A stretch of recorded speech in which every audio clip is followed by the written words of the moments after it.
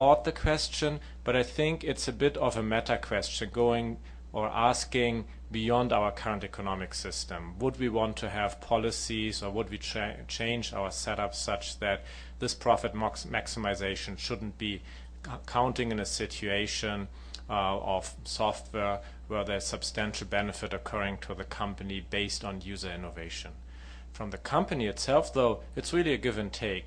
The single vendor open source firm provides for free a good software product and gets paid by user innovation, good ideas from the community. That's how the deal looks to them. To them it's fair. Maybe it's not fair from the user perspective, but this would require regulation beyond our current economic system as far as I can tell.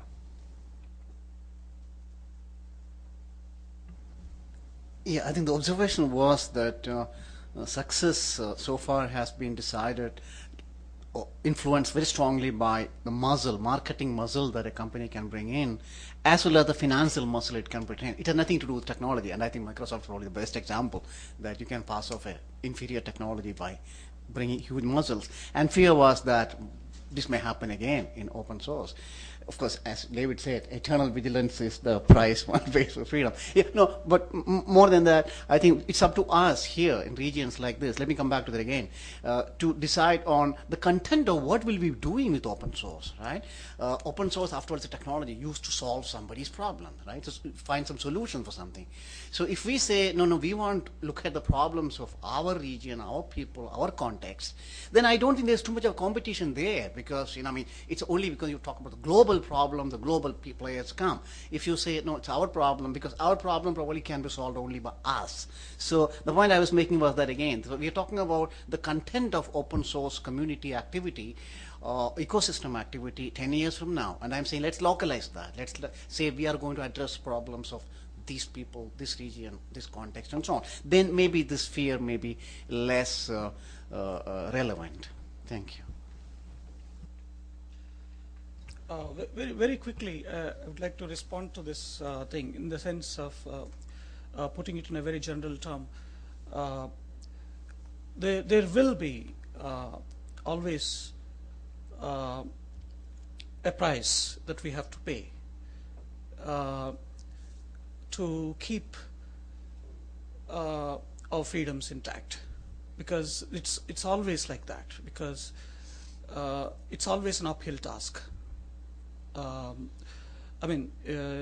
said that the cost of liberty is eternal vigilance, but at the same time, if you want to continue to be free in a large community with all kinds of interests, there will always be perturbation from the external sources, and therefore, what is important is that we educate and multiply the freedom as much as possible.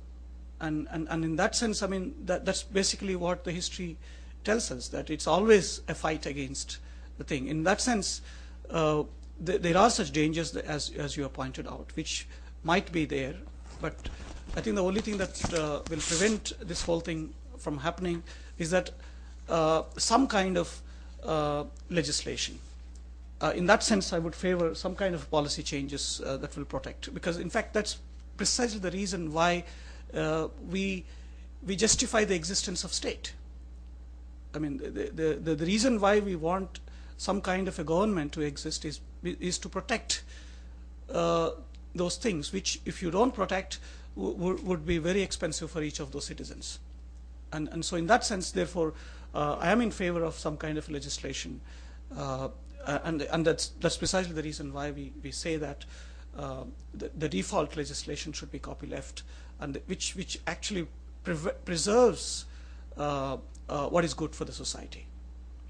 So from that point of view, which will reduce, for example, those maximizing profit motives, for example, that can be reduced only if there is some amount of legislation here. I want to give a quick example of some other companies, even in India. What they're doing, for example, is, as you know, India is doing a lot of software consultancy, service business essentially. So let's say there is one government which asks for a particular solution. A software company comes and gives that solution. some of them actually use free software to provide that solution and give that solution. Let us say for e-governance of some small province in India.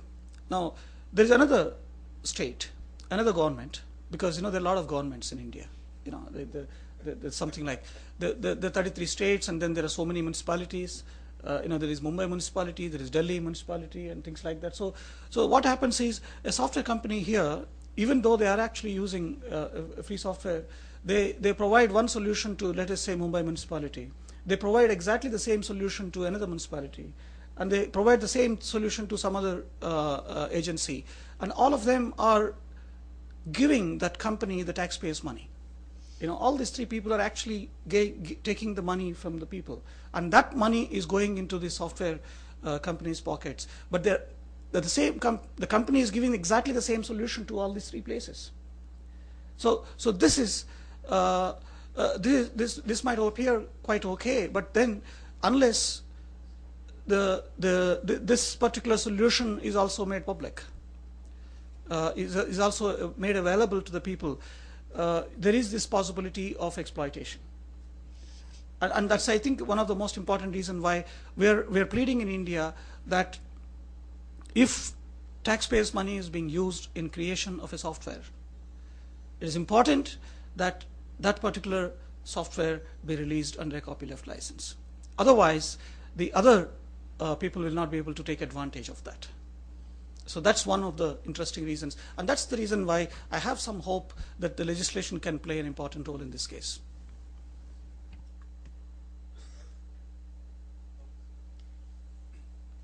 Yeah, just a very small comment. I would, from my perspective, from the healthcare, I would definitely love to see ICT in healthcare as a public good.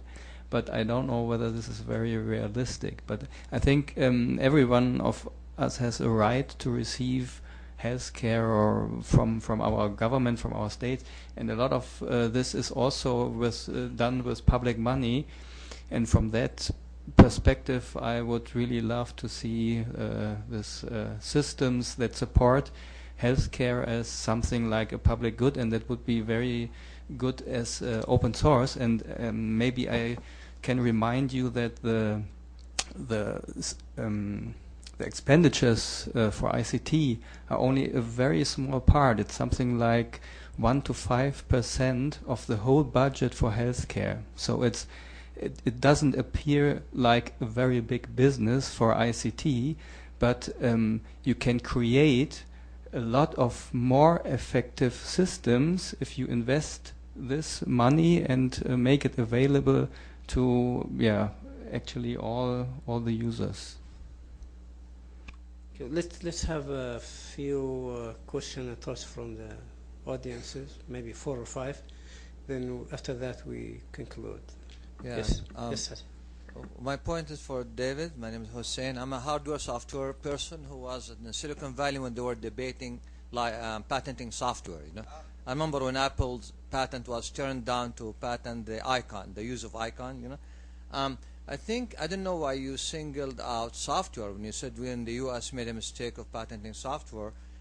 As a hardware person, many things can be implemented either way, in hardware or in software. Digital image processing, anything can be put in software or in hardware. A whole giant company like Microsoft existed in bits and bytes only, for example, with no hardware. And I don't blame it all on Microsoft, because Google, for example, puts open source, but they make money from advertising. They don't sell Office and other things. What I mean here is the mistake we're making is when we're trying to prevent patenting software. Throughout history, humanity, especially the Islamic era of 1,000 years, there was no such a thing of patenting hardware or software or any equipment. It was all for the sole purpose of serving society at large, and whether you get rewarded in this life or not doesn't matter. And so I believe that shifted after the Industrial Revolution, where people start to patent hardware. So now it's too late to call for abandoning patents in hardware as well as software. So the solution, I believe, would be to try to work around the pricing of software for example, to replicate a machine like a car